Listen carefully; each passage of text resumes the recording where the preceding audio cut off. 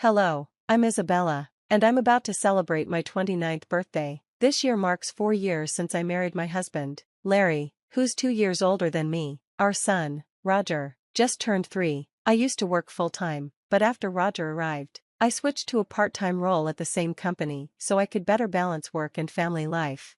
From the beginning of our relationship, Larry was always straightforward and confident, but since we got married, I've noticed a more dominant side to him. Larry has a younger sister, Rachel, who's 10 years his junior, 22 years old. Their age gap seems to have fostered an overly indulgent attitude toward her, and while it didn't bother me much before we married, things have started to change since then.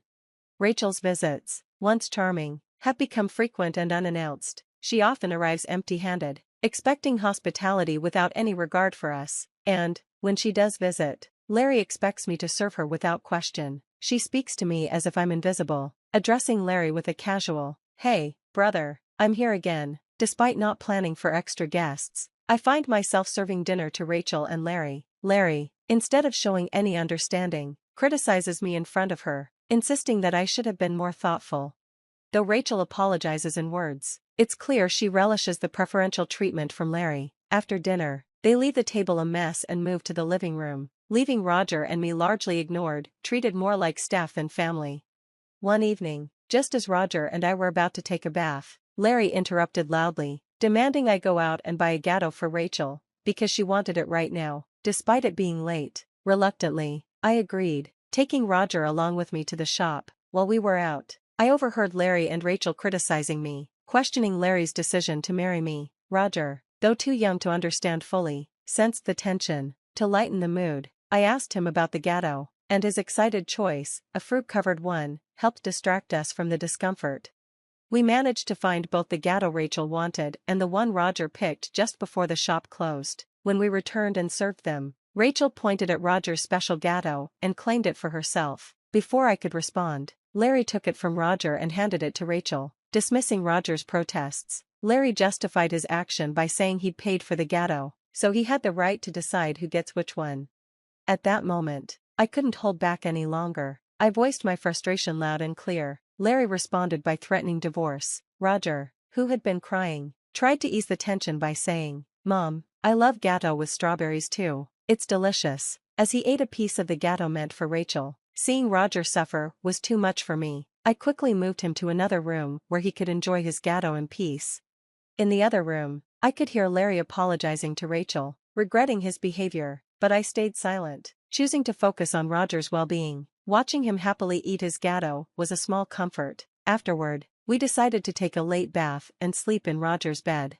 The next morning, as I prepared breakfast, I was shocked to hear Roger crying. His cherished piggy bank, a gift from my father, had been broken, and all the money he had saved was gone. Roger, who always said goodnight to his piggy bank, was devastated. When I confronted Larry, he casually mentioned that Rachel had taken the money because she needed some cash. Holding my crying, trembling son, I felt his pain deeply. I cried with him. It was heartbreaking to see Larry put his sister's needs above our son's. Driven by anger and sadness, I confronted Larry more directly than ever before. Breaking my usual practice of avoiding arguments in front of Roger, I demanded an explanation. Without a word, Larry went to the bedroom and returned with something that took my breath away: divorce papers. I was completely shocked when I found the hidden divorce papers Larry had prepared in secret, his anger clear in every gesture. Without a word, he thrust the papers at me and stormed out, slamming the door behind him. Standing there, holding Roger in my arms, the weight of our family's struggles finally hit me. Roger, who had always remained quiet about the tension between Larry and Rachel, reached his breaking point. Since the night before, he'd been crying, and the sight of his distress was too much for me to bear. I suggested we skip daycare for the day, and his loud, enthusiastic yes, accompanied by a faint smile, told me everything I needed to know. We both needed a break, so we dedicated the day to playing and bonding. Roger, beaming with joy, grabbed a picture book from the shelf, climbed into my lap, and announced, "Mama is the teacher at the nursery, right?" His innocent remark and angelic expression melted my heart, and in that moment, I decided to make the day even more special by taking the day off work. Though it might cause some inconvenience, my colleagues understood and gave me the time off. We spent the morning at the park, playing hide-and-seek and enjoying the sandbox and slide. By the time we returned home for lunch, Roger was visibly tired. Normally, he'd nap alone, but today he fell asleep in my lap, just like when he was a baby. For a moment, I thought about catching up on household chores, but I quickly decided against it. Today was about cherishing these peaceful moments with Roger. I let myself be healed by the sight of his serene, sleeping face and the sound of his gentle breathing. Just as I was soaking in the tranquility, the sound of the front door opening interrupted the calm. It was an unusual time for Larry to come home, and my heart raced with alarm. I quickly scooped Roger into my arms and hid us both in the bedroom closet. Through the thin walls, I heard a voice, Rachel's. My pulse quickened as I listened to her rummage through the house, muttering in frustration about not finding what she was looking for. Then, I heard her make a phone call, mentioning Larry and discussing their failed search. After locking the door behind her, Rachel left. I slowly came out of the closet, carefully put Roger to bed, and sat down, my mind spinning. The idea that Larry and Rachel might be conspiring left me feeling betrayed and afraid. In a whirlwind of emotions, I packed some essentials for Roger and me, and we left for the train station. Thankfully, my parents lived just 3 stops away. I didn't inform them of our arrival, but when they saw the worry in my eyes, they knew something was wrong. Without asking questions, they welcomed us in, providing the safety and understanding I desperately needed. Once settled in the comfort of their home, I shared everything with them, the shocking events, my fear of returning home, and the unsettling behavior of Larry and Rachel. My mother, ever the perceptive one, speculated that Rachel had been searching for my personal belongings, perhaps cash or cards. The thought of it sent another wave of dread through me, but at least here, with my parents, I felt a sense of temporary safety amidst the storm. As I reflected on my early career, I remembered the successes I had before marriage. I had once been the CEO of a thriving handmade goods company, a role I eventually passed on to trusted friends so I could focus on raising my child. Despite stepping back from the company, I continued working part-time from home. What Larry didn't know was that I had retained my position as CEO and maintained a level of financial independence that he was completely unaware of. The discovery of the hidden divorce papers Larry had secretly stashed away made me suspect that he believed I had substantial savings. While I had mentioned that the company still provided me with some financial support, I had purposely withheld the details of my CEO role and the full extent of my savings. This secrecy stemmed from my early realization that Larry struggled with managing money and tended to spend everything he earned. In the beginning, Larry contributed very little to our monthly food expenses and even suggested I quit working to become a full-time housewife. Given the financial strain of raising Roger on a tight food budget, I never agreed to stop working. Eventually, Larry grudgingly accepted that I would continue working part-time. Since Roger's birth, I had been using my savings to cover his nursery fees and clothing because Larry's contributions to the food budget were insufficient. I never asked him for more money, reinforcing his mistaken belief that I had ample savings.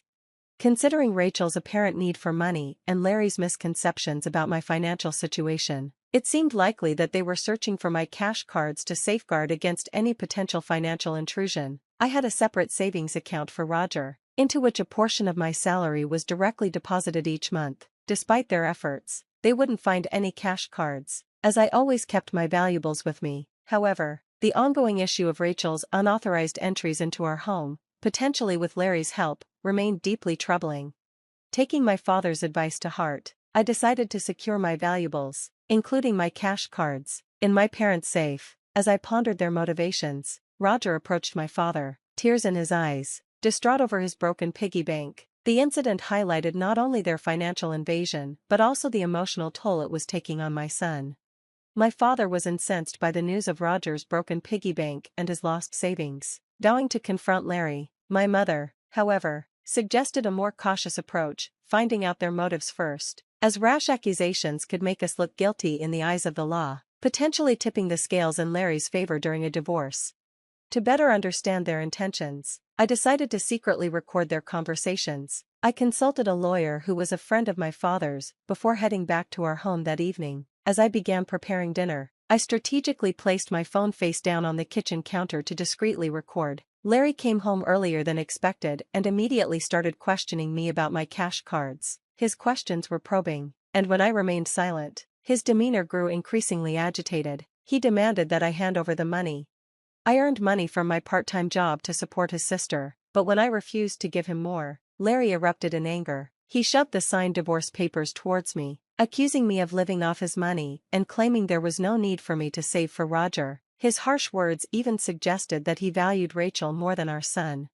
At that moment, I stopped cooking, grabbed the divorce papers, took Roger by the hand, and headed for the door. Larry's voice boomed behind us as he declared his intent for a divorce, ordering me never to come back. I replied firmly, stating I would never return to a home where strangers could come and go freely.